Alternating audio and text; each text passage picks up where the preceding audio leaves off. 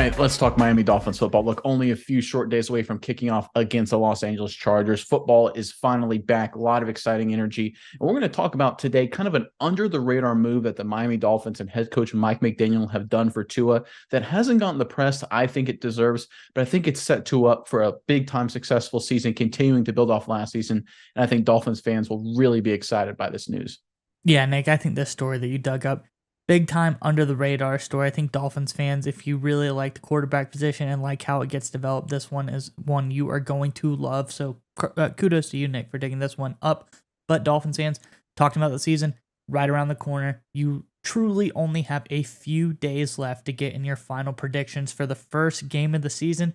How hot do the Dolphins start? Let us know. What is the score for the Dolphins-Chargers game going to be in the comment section below?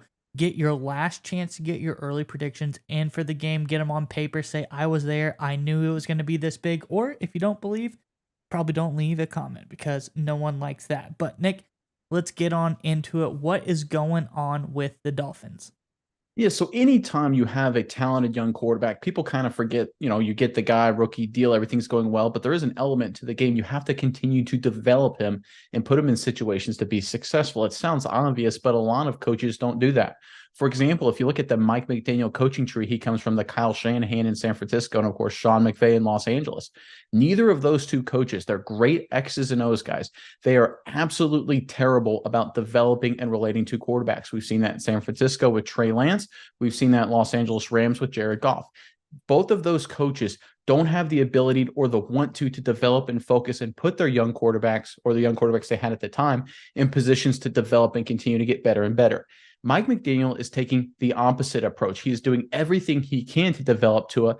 And there's one move he made that continues to pay dividends, and that's bringing in a quarterback coach and not domineer this guy, right? Bringing in a quarterback coach to let him build that relationship with Tua and work hand in glove. And we've got a great report highlighting that. Mize, if you want to throw up the report, this is from the Yard Barker. All right, the Dolphins quarterback coach and passing game coordinator Daryl Bevell isn't a big name, but he has an impressive resume. In 15 seasons as an OC, he's worked with quarterbacks such as Hall of Famer Brett Favre, Russell Wilson, and Matthew Stafford. His reputation preceded him. Miami head coach Mike McDaniel said of Bevell, per Yahoo Sports' Jory Epstein, I knew I needed someone who had been through the journey with at least one, but preferably multiple quarterbacks at a high level, who understood the amount of demands that are on the player and then was a human being that connected with him.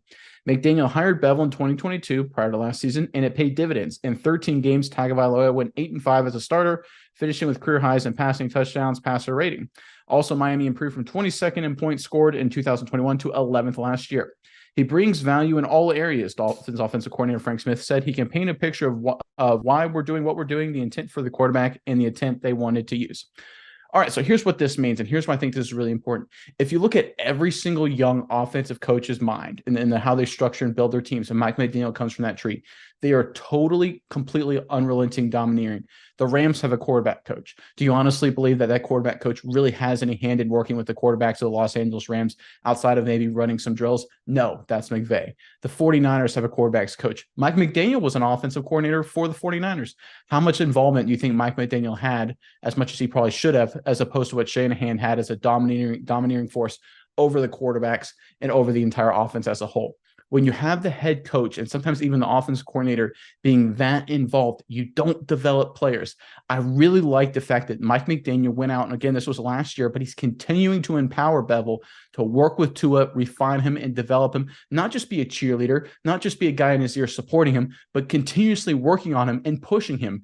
Bevell actually had injuries and I think had a surgical operation during training camp. He was still watching practice from a tablet in his bed while he was recovering, blaring out instructions, watching films, helping Tua. That's how involved Bevell is, and that's the relationship between the two men, Tua and Bevell. I really love the fact that Mike McDaniel has taken kind of a hands-off approach with that and letting that relationship develop, and we saw it pay dividends last year, and I think it will continue to pay dividends this year. But Miles, I want to throw it over to you now. What are your thoughts on just Tua, Mike McDaniel, Daryl Bevell, and just everything with the Dolphins offense right now?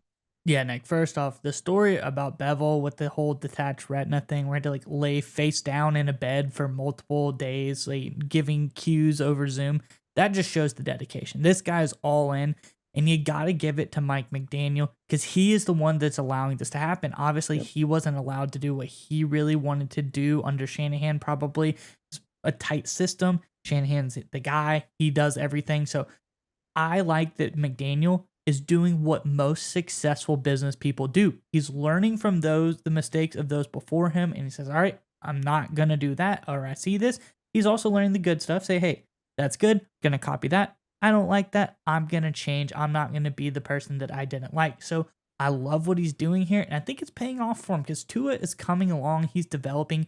And the thing is, through all the shortcomings or injuries or things like that has happened with Tua, he seems so dedicated and so entrusted to this team that he wants to do anything to be a winner. We've gone over numerous stories of all the things that Tua is doing for injury prevention, all that kind of stuff this offseason. We've seen the things that he does, like the dedication from the quarterback coach, all these things like that. It just shows that the things that Mike McDaniel is doing really seems to be paying off, and I think he's doing a really great job at it, learning from those before him who didn't do such a great job. And I would be happy if I was Mike McDaniel because it shows what he's doing is paying off because everyone is 100% bought into whatever he has going on down in Miami. I think that's going to be great for them going forward. You know, and you brought up the fact that Mike McDaniel's doing a good job running the Dolphins from a business perspective. All the great business leaders, like common reframe they all have is you hire smart and talented people and don't tell them what to do, let them go do it. That's exactly what McDaniel did. And you brought up a great point that maybe he could have sat there and said, well, I didn't get to do what I wanted to do in San Francisco, so I'm going to do everything I want. Now I'm the head coach of the Miami Dolphins. No, he takes the smart approach. He hires an experienced guy like Bevell, let him do what he needed to do to work with Tua, and continues to let that happen. McDaniel doesn't care who gets the credit. He doesn't care who gets responsibility for Tua's development, how the team continues to do in terms of that regard. He just wants to win. He just wants the offense to be successful. When you have a guy like that in McDaniel being the head coach, the guy leading the ship, it's amazing what can happen. This kind of smart leadership from the top of the organization, that's infectious. That spreads throughout the entire team. You know, one of the things about Mike McDaniel, he doesn't get the credit he deserves for being just an innately talented, just gifted manager of human beings and managers, almost like a business manager, but a head coach, a leader, a manager of the football team. But he's phenomenal at it. And it's decisions like this, it's moves like these that'll set up the Miami Dolphins for success, not just in 2023, but in beyond as well.